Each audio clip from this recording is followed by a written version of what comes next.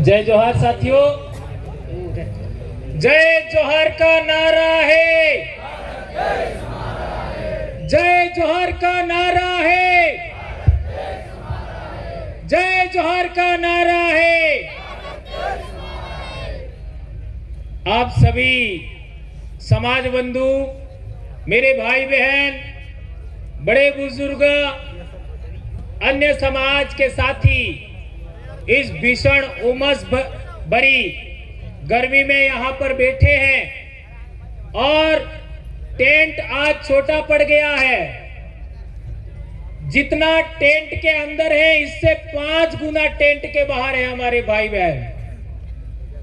तो दोस्तों, आने वाले समय में हमारे समाज की दशा और दिशा बदलेगी, ऐसा हम विश्वास करते हैं।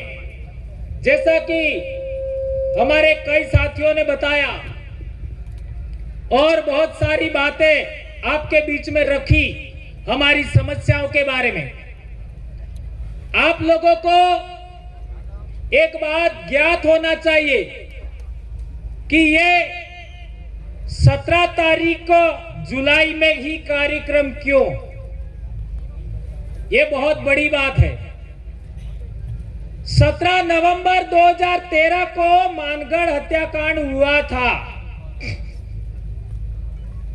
तो उस दिन कार्यक्रम करते। बेशक उस दिन कार्यक्रम होता है, फिर ये 17 जुलाई को ही कार्यक्रम क्यों किया जा रहा है? इस टाइम बारिश होती है, अब की बार बारिश नहीं आई अलग बात है, लेकिन बारिश की वजह से बहुत डिस्टरबेंस होता है। 2023 में बहुत ज्यादा बारिश हुआ था, फिर भी ये तारीख क्यों, ये बात हमको जानना समझना जरूरी है। तो मैं जानकारी के लिए बताना चाहूंगा, ये अखबार का कतरन आप लोगों ने पढ़ा होगा, नहीं पढ़ा है तो इसको पढ़ लीजिएगा। ये 17 जुलाई 2011 का भास्कर पत्रिका है। कौन सी तारीख? 17 जुलाई 2011 का भास्कर की पत्रिका का मामला है, ये पेपर है। और संविधान में हमको 5वीं अनुसूची के तहत अनुच्छेद 244(1) के तहत जो विशेषाधिकार दिया गया, शेड्यूल एरिया बनाया गया, अनुसूचित क्षेत्र बनाया गया, जिसमें हमारे जल जंगल जमीन सहित आरक्षण सहित हमारे विशेषाधिकार है, उसको पूरा इलाके को खत्म करने की योजना ये पेपर में है। आज रतलाम में निवेश क्षेत्र हुआ, ये जो आपका सरवण में जो जमीन छीनने का मामला हुआ, जितने डैम बन रहे हैं, जितने हाईवे बन रहे हैं, एक्सप्रेस वे बन रहे हैं, रेलवे लाइन कूद रही है और आपका खनन का काम हो रहा है, ये सब इसके अंदर लिखा है। हरियाणा से लगा करके बॉम्बे तक ये पूरा, जिसको हम भिल प्रदेश कहते हैं, वो पूरा का पूरा कब्जा करने की योजना थी और है। इस तरीके से देखा जाए तो हजारों साल से हमारे बाप दादे अरावली पर्वतमाला, सातपुड़ा पर्वतमाला, विंध्याचल पर्वतमाला और साबरमती नदी, लूणी नदी, माही नदी, नर्मदा नदी, तापी नदी और गोदावरी के इलाके में हमारे बाप दादा रहते थे। वो पूरा इलाका नियंत्रण में लेने का मामला था। इस वजह से हम लोगों ने इसको समझा और फिर यहाँ का आदिवासी समाज को जागरूक करने के लिए, इकट्ठा करने के लिए, संगठित करने के लिए हम लोगों ने लगातार मेहनत किया। और मेहनत करते करते करते हम पहले दूसरे संगठन में थे, वहां पर बात रखा, लेकिन वहां बात नहीं बनी क्योंकि निर्णय करने वाले लोग आदिवासी नहीं थे। तो हमने आदिवासियों के लिए, आदिवासियों के द्वारा और आदिवासी के लिए ही निर्णय करने वाला मंच तैयार किया, और वो कोई संगठन नहीं है, उसका नाम है आदिवासी परिवार। आदिवासी परिवार का कोई अध्यक्ष नहीं है, इसलिए कितना भी बड़ा आदमी होगा वो जाजम पर बैठेगा, मंच पर कभी नहीं बैठेगा। और उसके तहत ये कार्यक्रम आज हो रहा है। एक बात और कहना चाहूंगा कि हमारे आदिवासी इलाके के अंदर आप लोगों ने देखा होगा, सुना होगा, समझा होगा, हमारी बोली में एक कहावत है, क्या?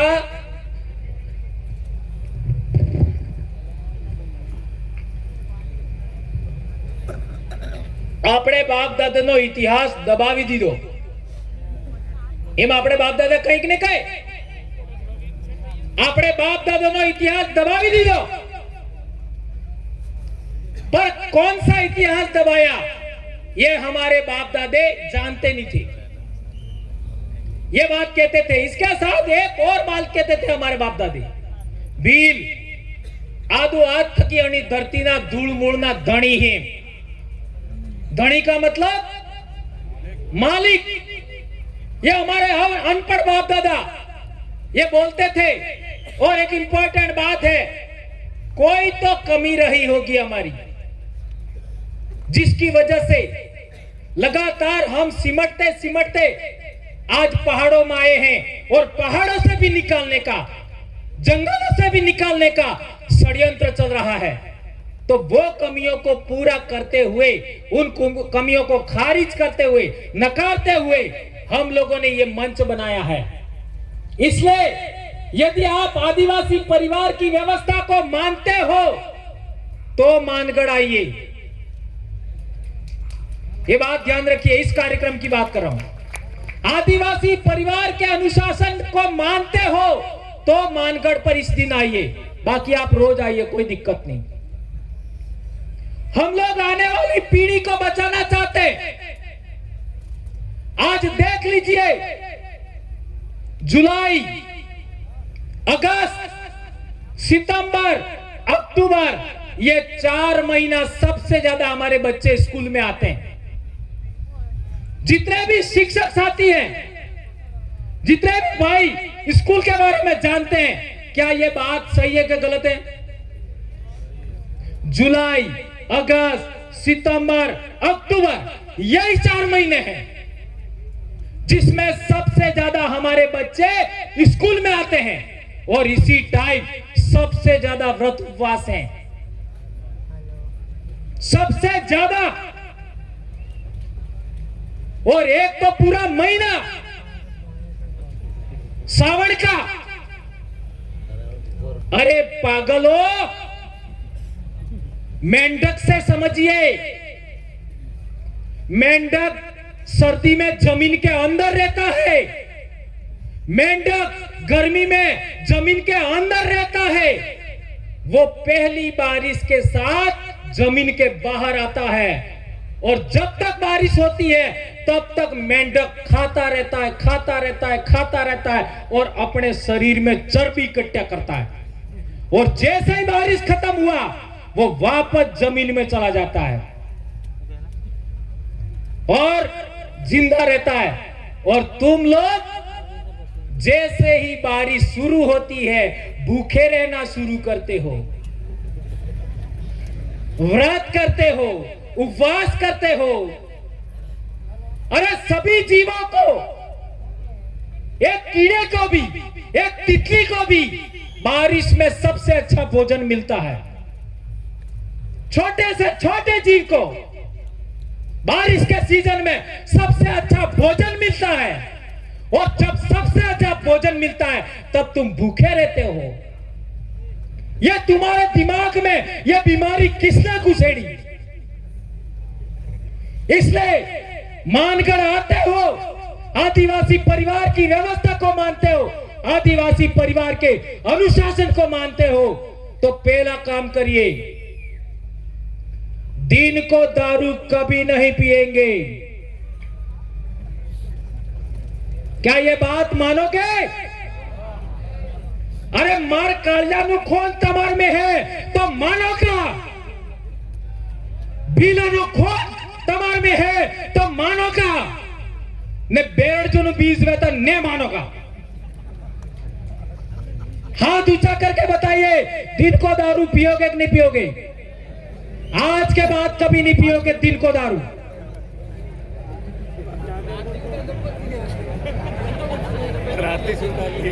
और दूसरी बात, मैंने ये नहीं कहा कि रात को पीना है।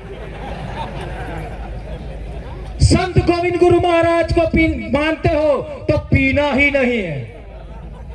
अरे આપણે બાપ દાદાને ભાવ આલવાનો મામલો તો તમે કપ કપ બે કપ લઈ લો। ભાવ સડાવવાનો મામલો તો पहला काम। दूसरा काम, हमारे बच्चे 8वीं क्लास में आते हैं तो थोड़ा सा कपड़ा उल्टा सीधा पहनते हैं, बाल उल्टा सीधा काटते हैं और इधर उधर देखते हैं, बदमाशी करते हैं। बात राइट है कि गलत है? यह हमारे सबके बच्चे करते हैं, आपका भी करता है, मेरा भी करता है, सबके। और हमने भी किया है। हमें हूं दूध ना दवाईला, यह प्रकृति का नियम है, सब करते हैं 8वीं क्लास में। और हम क्या करते हैं, 8वीं क्लास बाद बच्चे को गुजरात जाने का इजाजत दे देते हैं। गुजरात यानी शहर में काम करने की इजाजत देते हैं। यह बात राइट है कि गलत है? और जो बच्चा अहमदाबाद जाएगा, गुजरात में जाएगा, वो सबसे पहले फोन लाएगा। बात राइट है कि गलत है? और पसे 9वीं में फिर जाएगा और आई बाप ने थोड़ा परेशान करेगा और थोड़ा ई लावेगा, थोड़ा माँ बाप तक ही लेगा, पसे 9वीं में गाड़ी लावेगा। और जिस बच्चे को तुमने 8वीं में मोबाइल दे दिया, जिस बच्चे को 9वीं में तुमने गाड़ी दे दिया, वो 10वीं में लाड़ी जरूर लाएगा। फिर क्या होगा? उम्र कम होने की वजह से पॉक्सो में जेल जाएगा। कितने बच्चे, नौजवान बच्चे जिनको कुछ भी पता नहीं है, आज हमारे समाज के बच्चे जेल में हैं। और बच गया तो 11वीं में नहीं बचेगा, 11वीं में जाएगा, हर हाल में बदमाशी करेगा। इसलिए मेरा दूसरा आपसे अनुरोध है कि 8वीं से 12वीं तक आप अपने बच्चों को फोन नहीं देंगे। ये सबसे कठिन टास्क है। तमार में बिलोनो बीज है तो आ बात करोगा, कौन कौन मानेगा बताओ? यस, हाथ ऊंचा करो बेबे। यदि तुम्हारी नस्ल बचाना चाहते हो, तुम्हारे बाप दादाओं क्या एरिया बचाना चाहते हो, तुम्हारी संस्कृति बचाना चाहते हो, तो 8वीं से 12वीं तक बच्चों को फोन लाके नहीं दोगे। 8वीं से 12वीं तक बच्चे को मोटरसाइकिल नहीं दोगे। ये काम आप करोगे। एक और अंतिम बात,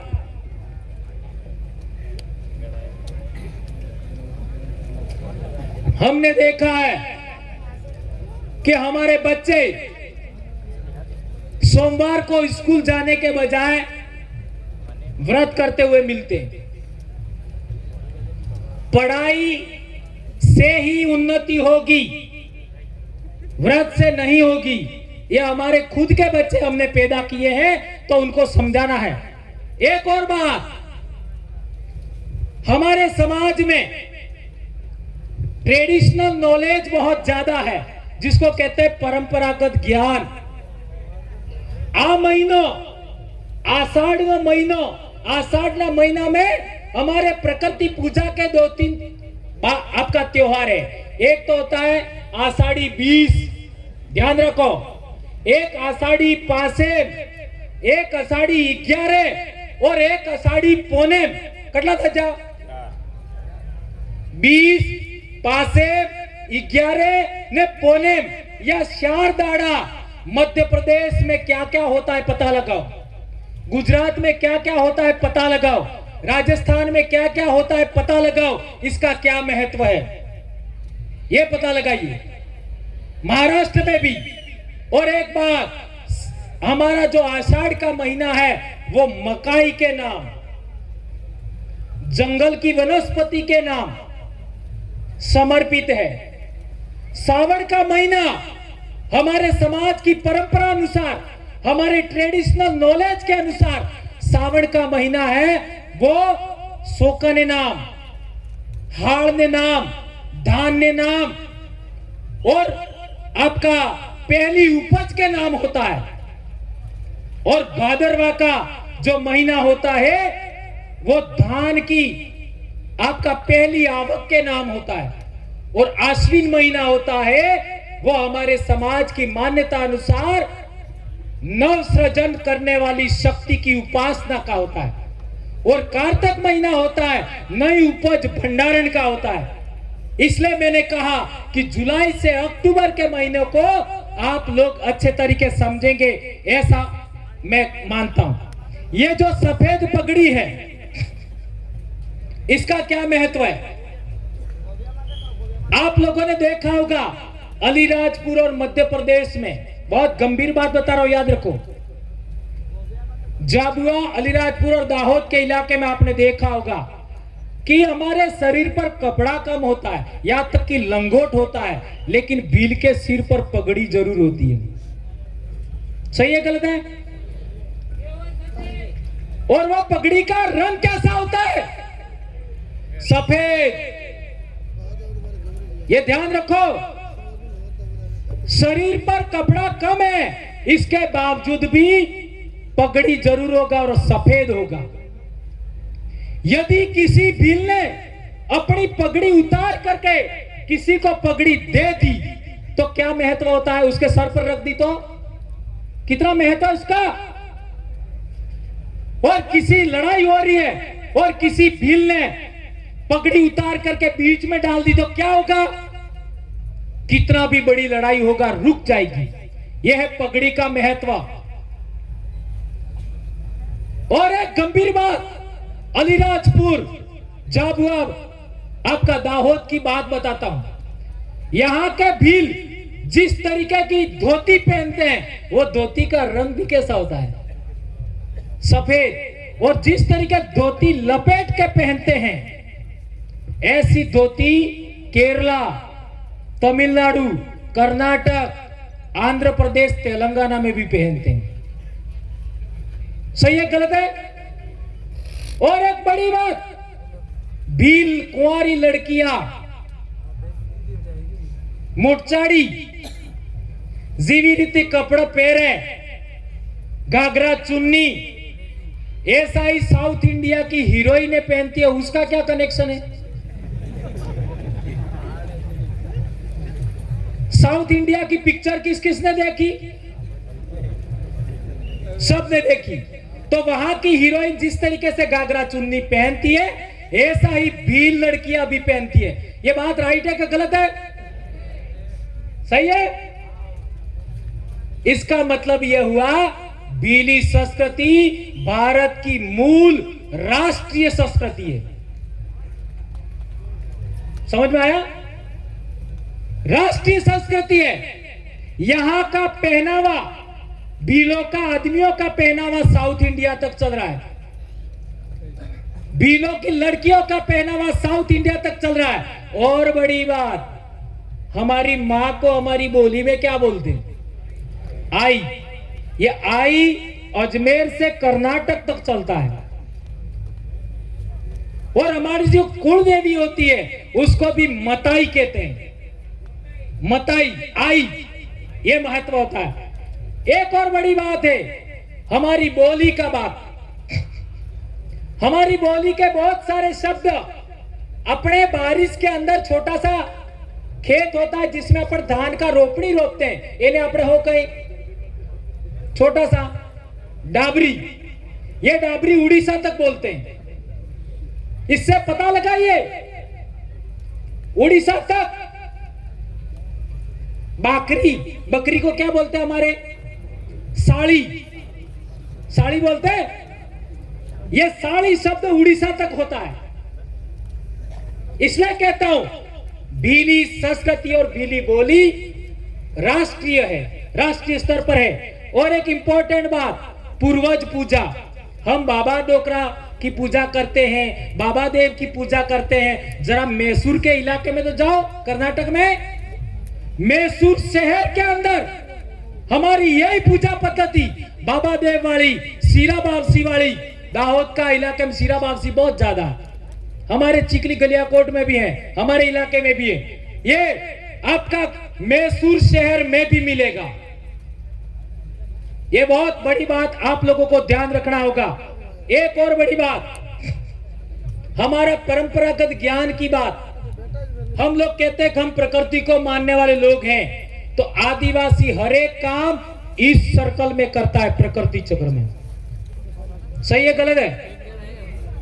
हर एक काम अणे फेरे ने बीजा कणे फेरे करें, अणे फेरे बील अणे फेरे फरे ने बीजा अणे फेरे फरे। ते पेला ने तमे एक की भी रीतियों बताड़ो। बळद जानो, बळद ओळे आका बळद, अणा बळद ने एम फेरा फेरवो ते फरेगा ने एम फेरा फरवो ते फरेगा। दिग्विजय सिंह जी फरेगा ने फरेगा। बळद अणेस फेरे फरे, बळद अणे फेरे ने फरे, तो तमने कणे बळद बनाप जाओ है? अरे हमारी आरती भी इस सर्कल में होती है, हमारे मंदिर देवरों पर परिक्रमा भी ऐसे ही होती है। ये प्रकृति चक्र का महत्व समझिए। दूसरी बात है परंपरागत ज्ञान का, वो है निरंतर सुधार की प्रक्रिया। ये बहुत गंभीर बात है, बहुत बड़ी बात है। आप लोगों ने देखा होगा सभी धर्मों के अंदर, सभी धर्मों में जो अपने विचार को नहीं मानता है, अपनी बात नहीं मानता है, उसे मार देने का प्रावधान है। चाहे वो कोई भी धर्म हो, जो अपनी बात नहीं मानता है उसको मार देने का प्रावधान है। लेकिन भीली संस्कृति में मारने का प्रावधान नहीं है। भीली संस्कृति में सुधार की बात है, हम सुधार की अपेक्षा करते हैं। इसका एक उदाहरण देना चाहूंगा। हमारे कुंभलगढ़ और चित्तौड़गढ़ पर राज करने वाले महाराणा कुंभा, महाराणा प्रताप का तो बात आप जानते ही हो, महाराणा कुंभा की बात करता हूं। महाराणा कुंभा के पूर्वज पिताजी को मोकल राणा, उनको उनके ही परिवार के आस पड़ोस के लोगों ने मार दिया। और वो जो लोग थे मारने वाले, वो चले गए मालवा, और मालवा से वापस आपका मेवाड़ में आए, तत्कालीन रियासत में। तो मोकल ने जिस आदिवासी को मारा था, उसी आदिवासी के इलाके में जाकर रहे। क्यों? क्योंकि वो भील जो मारा था, उसी का परिवार आपका मेवाड़ के महाराणा को स्वाभाविक है विरोधी मानता होगा, ऐसा सोच करके वहां आए। तो उन्होंने बहुत प्रयास किया महाराणा कुंभा के जमाने में, लेकिन उनको वो हरा नहीं पाए। फिर लास्ट में उन लोगों ने योजना बनाई, और फिर जिस पत्नी का पति मारा गया था उसी से संपर्क किया, और कहा गया कि हमारे राणा को मारने वाले दुश्मन आपके इलाके में छुपे हुए हैं, तो उनको हमें पकड़ना है, आप इजाजत दीजिए। तो वो महिला ने कहा, ये आपको हम हमारे इलाके में ऐसी इजाजत नहीं दे सकते, लेकिन यदि आपको वो पकड़ना है तो वो आपको नहीं पकड़ना है, मेरे बेटे पकड़ करके आपको दे देंगे। और इसके बाद उस महिला ने, चूंकि अपने इलाके में रहता था, उसको आपका उनके बेटों ने पकड़ करके दे दिया। अब विचार करिए, वो भी दुश्मन का बेटा था, इसके बावजूद भी हमारे पूर्वजों की एक महिला ने, बच्चों ने सुधार की अपेक्षा से वो लोगों को पकड़ करके उनके हवाले किया।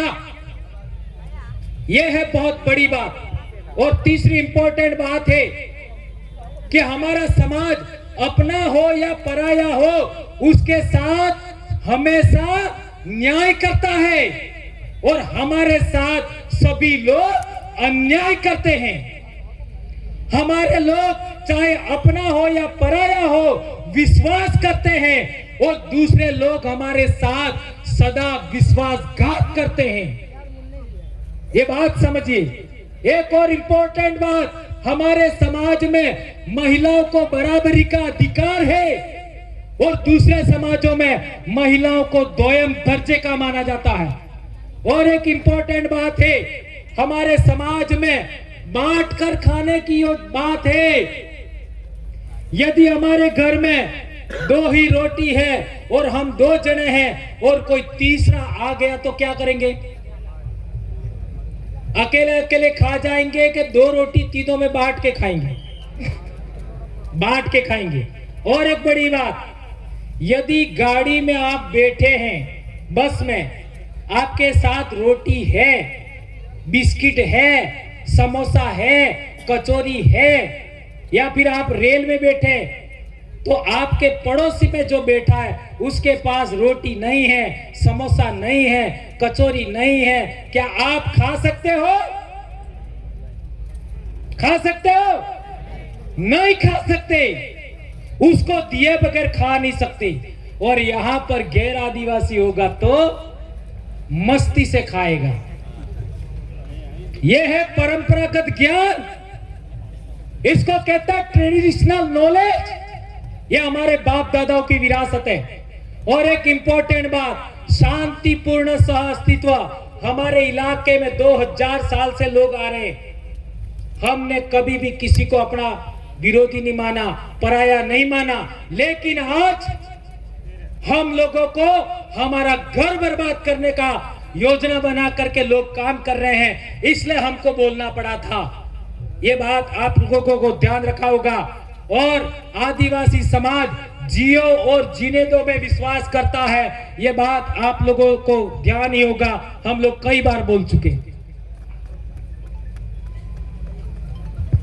एक और अंतिम बात, 2005 में मैं इतिहास में नेट हुआ था, तब लोग इतिहास के बारे में इतने जागरूक नहीं थे। तो जो लोग 2005 में 9वीं 10वीं में पढ़ रहे थे, वो थोड़ा इमेजिन करो, पीछे जाओ। यदि आपको कोई बिल कह देता तो आप क्या करते थे?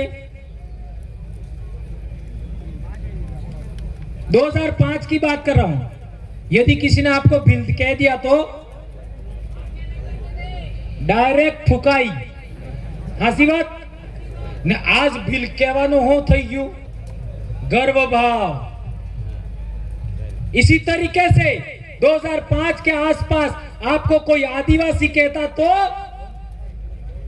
लड़ाई थाती। आजे गर्व भाव, मालिकाना विचार, मालिकाना भाव, विजय भाव और जय बिल प्रदेश ऐसा बोलते तो ये मिट्टी हमारी है। और जय जोहार ऐसा बोलते हैं तो ये पूरी प्रकृति हमारी है। जय जोहार का अर्थ सभी जीवों का, जीव मात्र का कल्याण करने वाली प्रकृति की जय। ये बात हम लोगों को ध्यान रखना होगा। और एक बड़ी बात, आप लोगों ने देखा होगा कि हम लोग ये चाहते हैं आने वाले समय में कि भील प्रदेश के नाम से ये जो जन जागरण चल रहा है, हम लोग जो ज्ञापन दे रहे हैं, उसके माध्यम से हम क्या करना चाहते हैं। तो सबसे पहला काम याद रखो, इधर भोपाल और इधर बाड़मेर, इधर अजमेर और इधर बॉम्बे, इतने पूरे इलाके में बिलों के सामने आंख उठा करके कोई ना देखे, ऐसा बिल समाज बनाना चाहते हैं हम। हमारे सामने कोई आंख उठा करके ना देखे, हमको आंख ना दिखाए, देखे प्रेम से देखे, बराबरी के साथ देखे, न्याय की दृष्टि से देखे, समानता की दृष्टि से देखे, हमको कोई नीचा ना माने। इसलिए मध्य प्रदेश में बिल के नाम पर कुछ दिक्कतें हैं, गुजरात में बिल के नाम पर कुछ दिक्कतें हैं। मैं कहना चाहता हूं कि आप लोगों का 150 साल पहले इतिहास उठा के देख लो, आपके पूर्वज भी बिल ही निकलेंगे। ये बात जानकारी रखनी। इसलिए मैं कहना चाहता हूं आप सभी के माध्यम से कि हमारा जन जागरण जारी रखिए। और एक इंपॉर्टेंट बात है, आप लोगों ने देखा होगा आज की तारीख में 1990-91 में हमने देखा कि हमारा समाज अंधविश्वास पाखंड में नहीं था, उससे ज्यादा अंधविश्वास पाखंड में आज ज्यादा है, जिसका ताराराम जी बात कर रहे थे। 1990 के आसपास हमने देखा है हमारे समाज में इतने व्रत उपवास का बोलबाला नहीं था जितना आज है, और अलग अलग प्रकार की कई सारी व्रत उपवासों में हम हमारा समय बर्बाद कर रहे हैं। और एक लास्ट बात आप सबके बीच में बोलना चाहता हूं कि हमारे समाज की जब भी बात आती है, हम लोग प्रकृति को आधार मान करके सीखने का प्रयास करें और प्रकृति के आधार पर ही अपनी बात आगे बढ़े। और मैं सबसे इंपॉर्टेंट बात आज आपके बीच में कहना चाहता हूं वो ये है कि हम लोगों को एक बात जो मैंने बताया सबसे इंपॉर्टेंट, वो दिन को दारू नहीं पीना, नंबर 1। ये लास्ट रिकॉल कर रहा हूं, दिन को दारू नहीं पीना नंबर 1। और दूसरा, 8वीं से 12वीं तक के बच्चों को मोबाइल और गाड़ी नहीं देना है, नंबर 2। और तीसरी बात, दिन डूबने के बाद अपने बच्चों को दूसरे घर नहीं जाने देना है। ये बात मानते हो? तीसरी, इसकी व्याख्या नहीं कर पाया था मैं, अपने बच्चों को दूसरे के घर नहीं जाने देना है। और चौथी बात, धर्म को रखिए पीछे, पार्टी को रखिए पीछे, संगठन को रखिए पीछे, और जाजम को पहले महत्व दीजिए।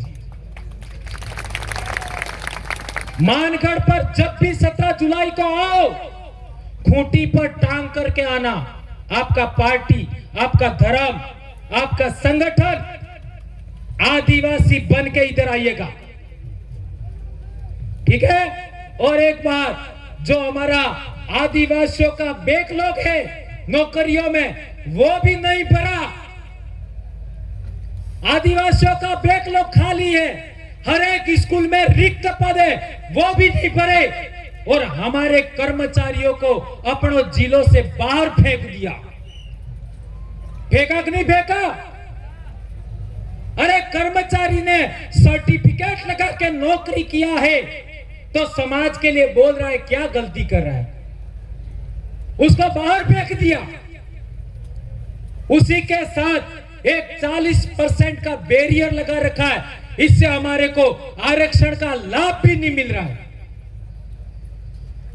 ये बात को लेकर के आने वाले समय में हमें बड़े पैमाने पर जन जागरण करना होगा, 40% बाध्यता को लेकर।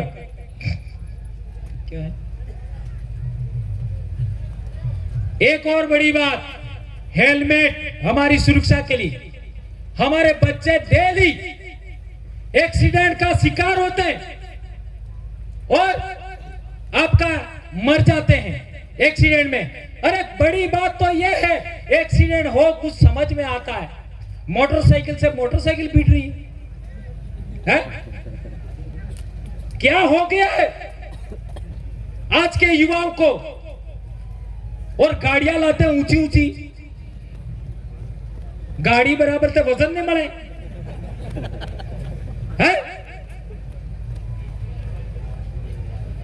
20 किलो वजन ने 22 किलो की गाड़ी,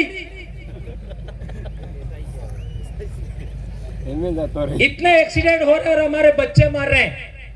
इसलिए हेलमेट पहनना ही है, हेलमेट पहन के ही आना है। आने वाले साल इधर भी आओ तो हेलमेट पहन के आना है। और एक बड़ी बात, ये कुंभलगढ़ में हमारे जो भाई लोग हैं उनका ये अभयारण्य बनाया जा रहा है। इसमें हमारे लोगों को बहुत ज्यादा टाइगर प्रोजेक्ट बना करके परेशान किया जा रहा है। तो हम लोगों को एक बड़ी डिमांड सभी 4 राज्य के लोगों को करनी है, वो कुंभलगढ़ का इलाका है, बाली का इलाका है और पाली का कुछ इलाका छूट गया है, कुछ सिरोही का इलाका छूट गया है, कुछ चित्तौड़ का इलाका छूट गया है, कुछ भीलवाड़ा का इलाका, कुछ हाड़ौती का इलाका शेड्यूल एरिया घोषित होना चाहिए। होना चाहिए कि नहीं होना चाहिए? हाथ ऊंचा करके समर्थन करिए। ये बात को हमें आगे बढ़ाना है। एक और इंपॉर्टेंट बात, आज हमारे यहाँ पर कुंभलगढ़ से कितने लोग आए हैं देखो, गोकुंदा से कितने लोग आए हैं देखो, बाली से कितने लोग आए देखो, बड़ी बड़ी बसें भर करके आए हैं। उनके लिए आप लोग सभी एक बार ताली बजा करके अभिनंदन करिए, वो रात को यहाँ पर आए। इसलिए आप लोगों सबसे मेरा आग्रह है कि बातें बहुत सारी हैं, हमें सबको सुनना है। हमारे मध्य प्रदेश के बहुत सारे भाई बाकी हैं, राजस्थान के बाकी हैं, गुजरात के बाकी हैं, हमारे जनप्रतिनिधि बाकी हैं, हमारी बहनें बाकी है। उन सबको सुन के जाइएगा, क्योंकि इतनी उमस है और कुछ लोग चले जाएंगे ऐसा करके मेरे को थोड़ा जल्दी समय दिया है, तो आप सभी सबको सुन करके जाएंगे, ऐसी मैं आशा और अपेक्षा करता हूं। आप सबका अभिनंदन करता हूं जी। हाँ, ये जो कार्यक्रम है उसमें स्वेच्छा से हमारे भाइयों ने 4 राज्य अपने बिल प्रदेश वाले और गोंड भाइयों ने भी पैसा दिया है। हमारे बीच में गोंड भाई भी बैठे हुए यहाँ पर, उनको भी सुनना है। प्रीतम जी हुई के तो आपके बीच में झोली फैलाई जाएगी, तो थोड़ा थोड़ा दान करिएगा।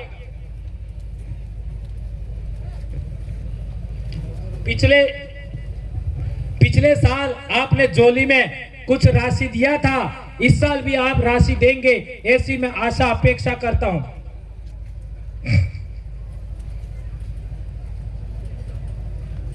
यस, बहुत अच्छी बात। हमारे बच्चों को सरकारी स्कूल में एडमिशन कराना चाहिए। हाँ, पिछली साल झोली में 86,000 आया था, झोली में 86,000। स्वेच्छा से आप जो दे सकते दीजिए, जो कैपेबल है कम से कम 100 रुपया तो दीजिए। और एक इंपॉर्टेंट बात, हमारे लोगों को सरकारी स्कूल में एडमिशन कराना चाहिए, ऐसा सुझाव आया है। हमारा अपन ने ज्ञापन दिया है, उस ज्ञापन में क्या लिखा है? आप लोगों ने ज्ञापन पढ़ा कि नहीं पढ़ा है? 1 नेशन 1 एजुकेशन सिस्टम, इसको आगे बढ़ाओ। 1 नेशन 1 एजुकेशन सिस्टम, यह लागू करो, सब ठीक हो जाएगा। और बड़ी बात तो यह है कि हमारे बच्चे, हम लोग स्कूल तो भेज रहे हैं, लेकिन स्कूल को विजिट कितना दिन करते हैं?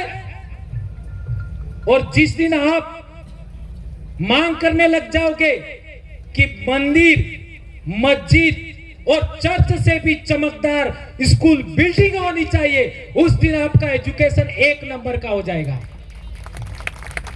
यह मांग करना है। और हम लोगों ने आदिवासी परिवार का जन जागरण करके उसी को साकार करने के लिए 135 बीघा जमीन खरीदा है डूंगरपुर वालों ने। इसके लिए आप ताली बजा करके अभिनंदन करिए।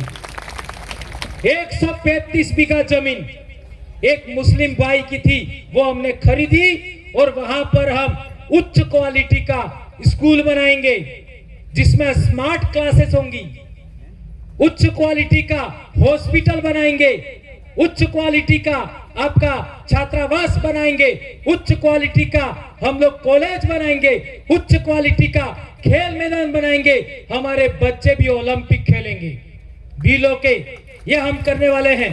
ऐसा ही आप लोग भी करिए।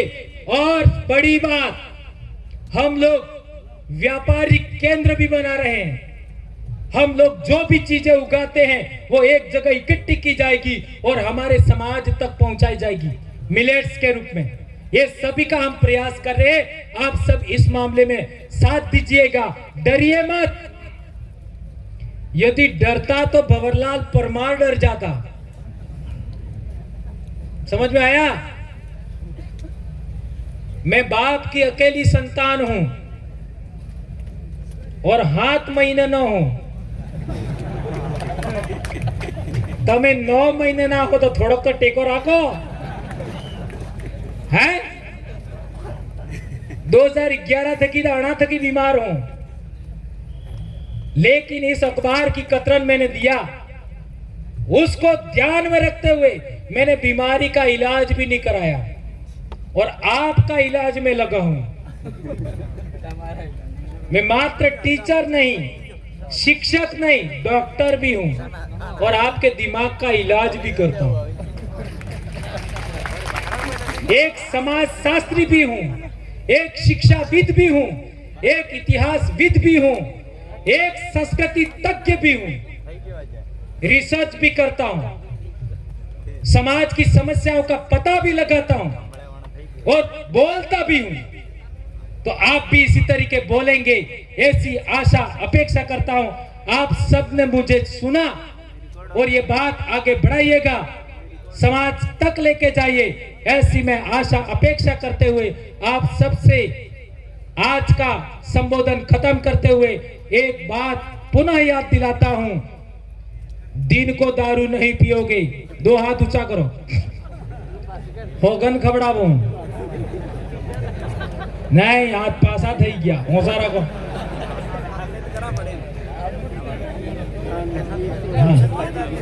बे हाथ ऊंचा करो, होगन खबड़ावो। पहल कहूं, गोवन महाराज ना होगन है, 1500 भील भगत ना होगन है, તમારે आई बापा ना होगन है, તમારે सोर ना होगन है, તમારે घेरवाड़े ना होगन है, तमे दाड़े दारू नहीं पियोगा। पहली बात, बीसी 8वीं थकी 12वीं तक ने सोर ने मोबाइल नहीं आलोगा, मोटरसाइकिल नहीं आलोगा। हाँ तो सा करो, नहीं सा थी क्या? तीसरी बात, जुलाई अगस्त सितंबर अक्टूबर ना महीना में भूखचा नहीं रहोगा, एकांड नहीं करोगा, मस्का भी नहीं खाओगा, एक रोटो वधार खाजो, ताकतवर बनजो। मध्य प्रदेश ने गुजरात ना भील पाड़ा एवं वापस बनवू है, ठीक है? और चौथी बात, दाड़ो बुड़वा बाद तमारे सोरा ने बीजा ने गैर मोकलोगा नहीं और कम से कम 12वीं पहलो सोर पढ़ना होगा नहीं। अणी बात तो पालन करजो। आप सब निभाए। जय जय जोहर का नारा है, जय जोहर का नारा है, जय जोहर का नारा है। मैंने कुछ गलत बोला हो तो मैं आप सबके आगे हाथ जोड़ करके माफी चाहता हूं। धन्यवाद। हाँ, ऑनलाइन